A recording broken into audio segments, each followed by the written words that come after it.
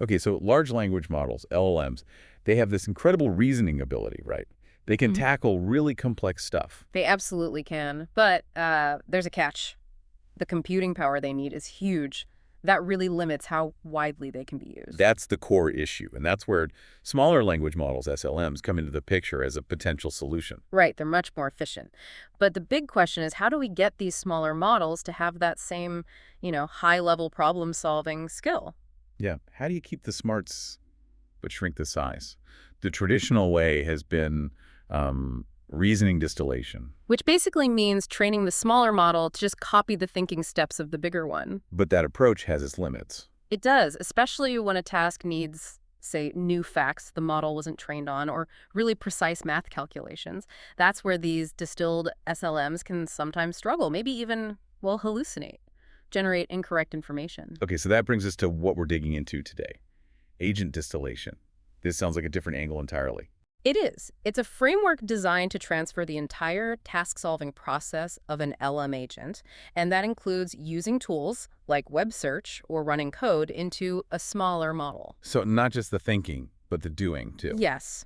The goal here is to figure out how agent distillation lets these SLMs go beyond just static reasoning. We want to see how they learn to reason, yes, but also to act with tools, observe what happens, and then adjust their approach. Like cloning the whole agent behavior, tools and all, into a smaller footprint. That's a good way to put it. So let's get into the nuts and bolts. How does agent distillation actually work? What's the core concept? Well, the fundamental idea is you train the smaller model, the student, to imitate these reason, act, observe sequences or trajectories that come from the big teacher LLM agent. Reason, act, observe. So it learns by watching the teacher think, decide to use a tool, maybe run some code, and then see what result it gets back. Exactly. It's learning the whole dynamic loop, not just a static chain of thought. That definitely sounds more active than just copying reasoning steps. What are the main upsides to doing it this way?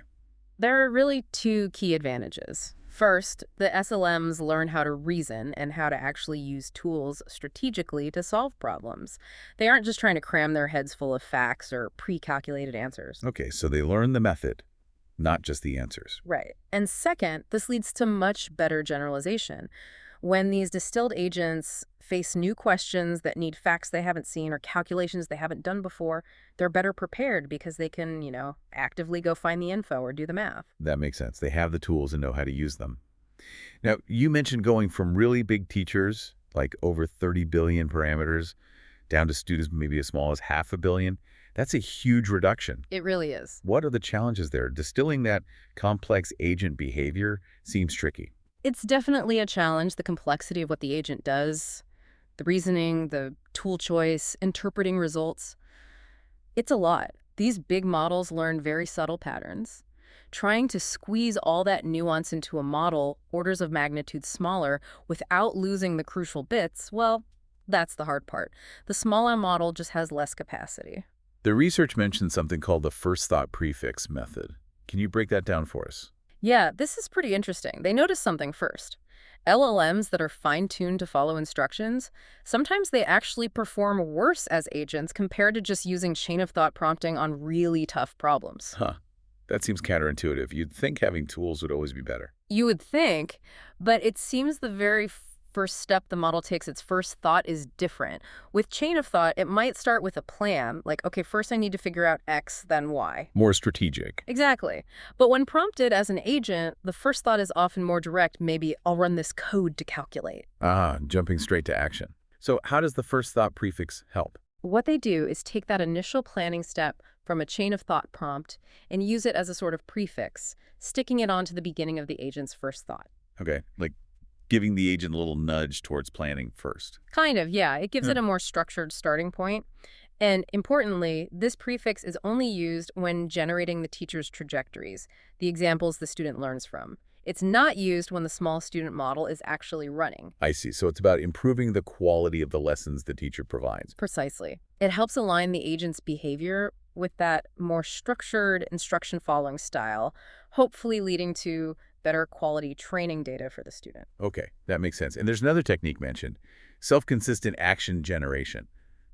What problem is that tackling? Right. So one issue with these smaller distilled agents, especially when using code tools, is that they sometimes generate, well, bad code. code that doesn't parse or just errors out when you try to run it. Which would obviously stop the agent in its tracks. Definitely. So self-consistent action generation, or SAG, addresses this.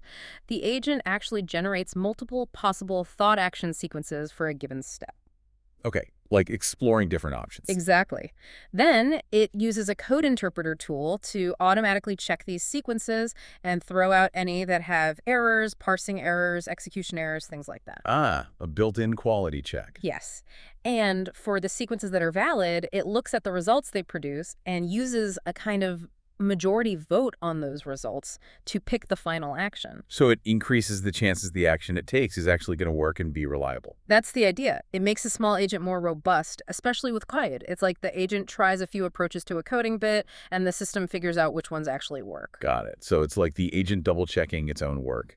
How did they test all this? What kinds of benchmarks did they use to evaluate agent distillation? They used a pretty wide range of standard reasoning benchmarks.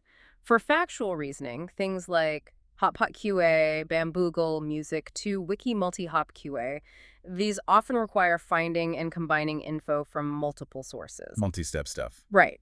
And for math reasoning, they use challenging ones like Math, GSM Hard, AIM, even some Olympiad-level problems with LLMs. They looked at performance both on tasks similar to the training data, called in-domain, and tasks that were different out of domain to test generalization. Okay, so a thorough workout. What were the big takeaways from the results?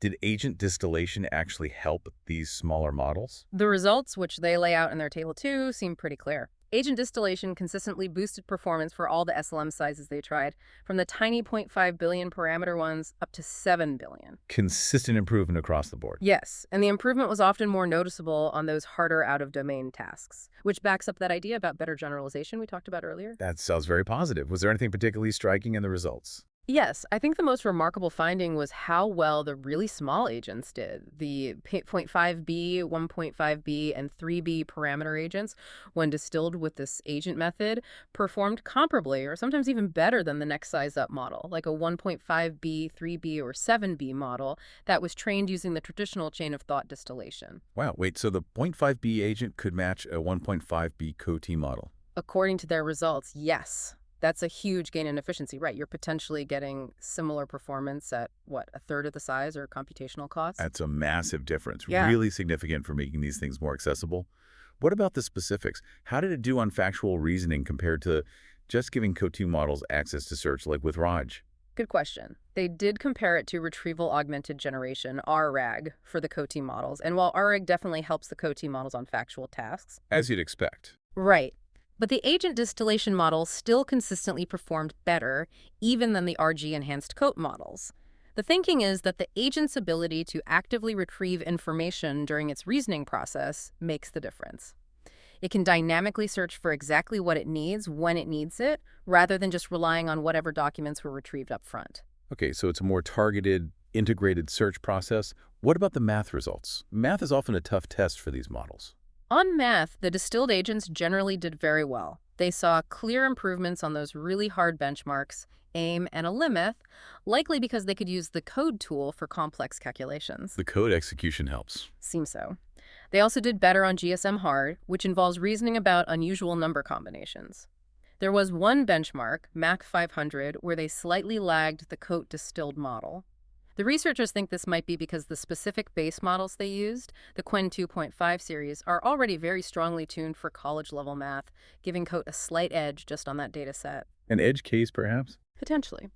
But overall, across the range of math tasks, agent distillation showed strong improvements. The paper also dives into some analysis behind these numbers. Any key insights there? Yeah, a few interesting points. One, using models specifically trained on code for the teacher or student didn't seem to make a huge difference. This kind of suggests that general reasoning and knowing how to use tools might be more important than just having deep code knowledge itself. Interesting. So it's the process, not just domain knowledge. Seems that way. Also, that first thought prefix we discussed, It really helped most on the hardest math problems, like levels 4 and 5 in the math dataset. So guiding that initial step seems crucial for complexity. Reinforces that idea. And self-consistency, the SAG technique, it significantly cut down on invalid code actions for the agents, as expected. It actually helped the COT models too if you applied it there, but the agent with SAG still came out ahead on the really tough stuff like AIM. So SAG is generally useful, but especially powerful with the agent approach. That seems to be the case. They also found the number of tokens generated was pretty similar between agent and COT distillation, so it's not like the agents are way more verbose. Good to know, efficiency-wise. One last bit. Larger agents tended to use the retrieval tool more often, and the first thought prefix seemed to maybe reduce retrieval calls a bit, suggesting perhaps a trade-off where it encourages more reliance on internal knowledge first. Okay, so wrapping this up, what's the main takeaway from this deep dive into agent distillation? I think the core message is that agent distillation looks like a really promising way to build smaller language models that are not only efficient, but also highly capable. It goes beyond just copying reasoning. It transfers the whole toolkit, the ability to reason, act with tools, observe, and adapt. Essentially creating smaller models that can function like much larger agents. That's the goal. And those techniques they introduced, the first thought prefix and self-consistent action generation, seem key to making it work well. Right. FTP improving the teacher quality and Mhm. SAG making the student agent more robust. Exactly. This really does point towards some significant practical uses down the line. Smaller, tool-using agents. That could open up a lot of doors. Oh, absolutely. The potential for using these kinds of agents in real-world applications, especially where computing resources are tight, seems substantial.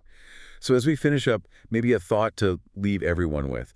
As these smaller yet tool-savvy agents get better and better, what kinds of possibilities and maybe challenges do you see opening up? How might this change how we all interact with AI day to day?